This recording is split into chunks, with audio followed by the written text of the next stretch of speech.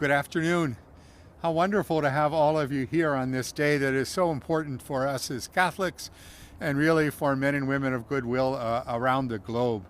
It was exciting today. I was gathered with my staff as they announced that Cardinal Prevost had been named new Holy Father and that he had taken the name Leo XIV. I never thought I would see an American Pope. How exciting is that?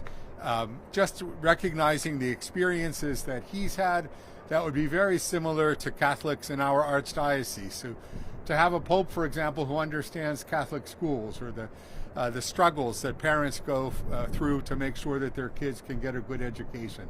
Somebody that has the same experience of the American church and the way in which our church is so multicultural. I think all of those things are really positive and bode well for Pope Leo XIV. We certainly promise our prayers for him here. We'll be gathering at the cathedral at 5:15 for the first Mass that we'll be able to celebrate for him. Since the passing of Pope Francis, there's been a part in Eucharistic prayer that we always have to leave vacant without a Pope. So it will be exciting today to pray for the first time for Leo, the Pope's, the Lord's humble servant. So it'll be a real privilege to be there at the cathedral. And I'm just open for any questions that you might have. Yes? Were you surprised? So 2 questions. Was I surprised and did I know him? One, I don't know him. We've corresponded before by letters. So we've had some contact, but I've never met him. Even though I worked in Rome for a long time, he was in Peru for much of that time.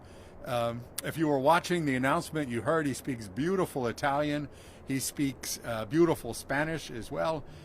He brings those traditions with him as well.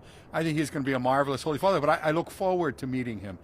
As a young boy, I had the chance to see Pope Paul VI. That was the first time I had ever seen a Pope, and I never imagined that would be the case. And then I worked with St. John Paul II and Pope Benedict before he was Pope, and he was Pope Benedict who named me a bishop, and then Pope Francis was the Pope who named me the Archbishop here. And so I've had connections with those 3, but I've never met the new Pope Leo XIV. Was I surprised? Absolutely.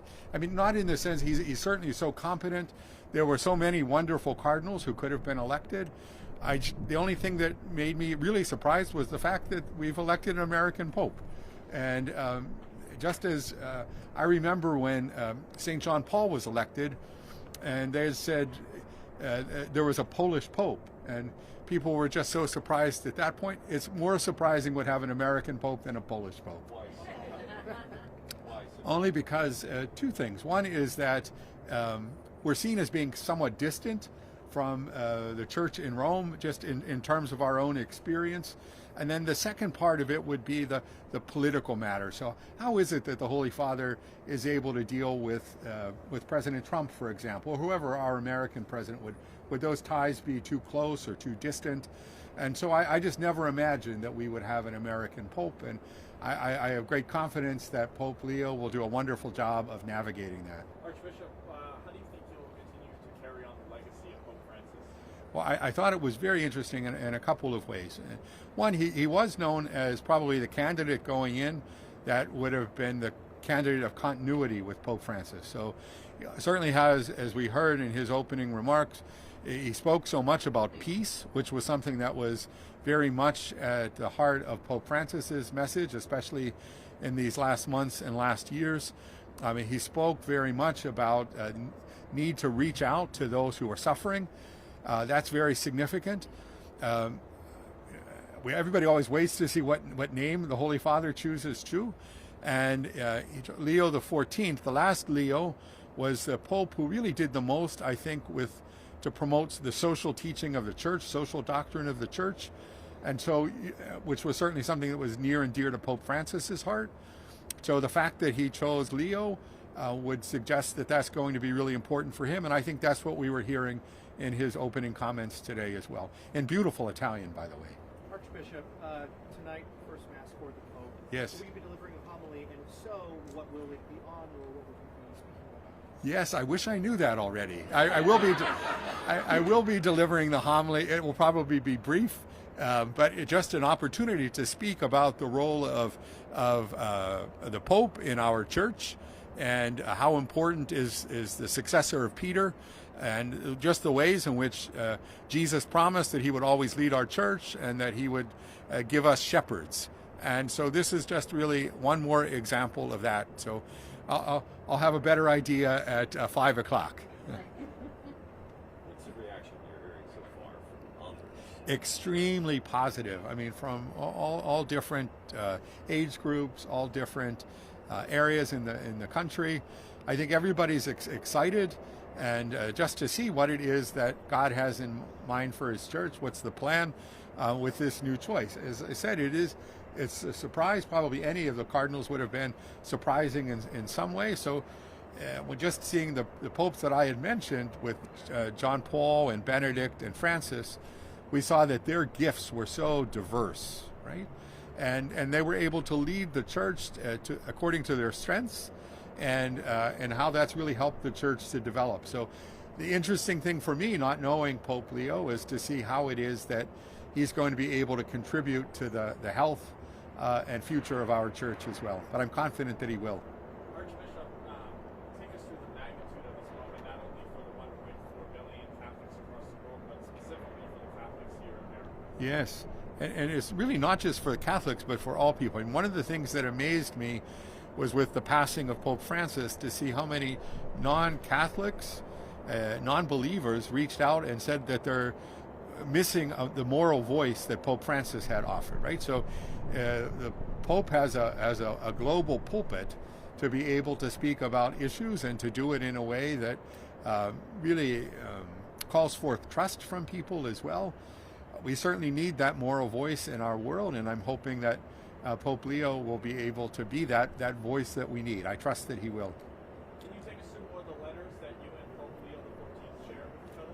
Yes, I mean they're really basic letters, and just a little bit about things going on here in the Archdiocese. Some of them happened right when he was beginning his time as the prefect for the dicastery for bishops.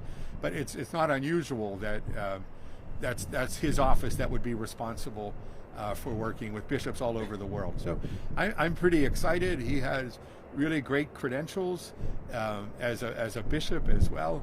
He served in Peru, so he did hard work in a diocese that's larger than ours, but at the same time a diocese that wouldn't have had many resources. And earlier on in my life, I had been bishop of a small diocese in northern Michigan, and I think that Pope Leo would understand the struggles of somebody in a small, under-resourced diocese, and so that's pretty exciting. You mentioned Peru. I mean, he's an American pope. Yes. He spent a significant time in Peru. Yes. What's the significance of that and the connection to Pope Francis's of the past and where he came? Yes, so I think he certainly understood the Latin American experience, and that was his experience. And I think that he certainly understood Pope Francis, who had played a large role on the continent before with Salem, the group for the church in Latin America, and very much that church continues to really give you a context for what we heard in Pope Francis's teaching. So I think that Pope Leo, coming out of that same context, would have had many of those same experiences. We found it interesting that Pope Leo spoke in Spanish. You know, he said, "I apologize. I want to take a moment to say a few words in Spanish." He said no words in English, and I wasn't sure if he has a Chicago accent or not. So we'll wait to hear from that. And I haven't heard definitively whether he's a Cubs fan or a White Sox fan. Cubs, yes. I think there's been a big push for the Catholic Church to get the youth more involved. We came from St. Thomas Academy and they had a big parade, super excited about Pope Leo. Do you think he'll have an impact in re-energizing? That's certainly the hope. Now, if you were watching the broadcast, you were all very busy. You would have seen that the square was filled with young people. And so there is something about the church that excites that excites the young heart that's searching. I'm confident that Pope Leo will be able to speak into that. I got a little video from the school children at St. Agnes who had a big cake and celebrating after the election.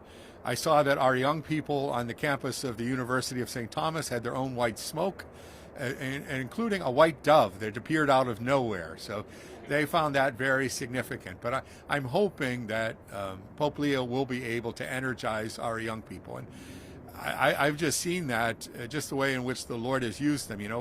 That was certainly a very strong suit for St. John Paul, who started World Youth Days, right? And that was just bringing people first to Rome, but then going all over the world to be with young people. And Pope Benedict, who had a very different personality, also really connected with young people. Pope Francis, I had the chance to be World Youth Day with him in Rio de Janeiro, and I saw the way that he just excited young people. So I think no matter what their gifts are, that there's something in the young heart that's going to be willing to affirm that and to recognize that, and we hope to listen to the voice. Archbishop, in the first couple of hours that we've known who the new Pope will be, have you had an opportunity to pray for him? And if you have, what are some things that you've prayed for? Yes, I pray for strength, first of all, right? Because I can't imagine what that would be like to be responsible for the church around the world and to be that moral voice that we were speaking about, right? And just that he would have the health and the strength to continue that important mission, and certainly the wisdom as well.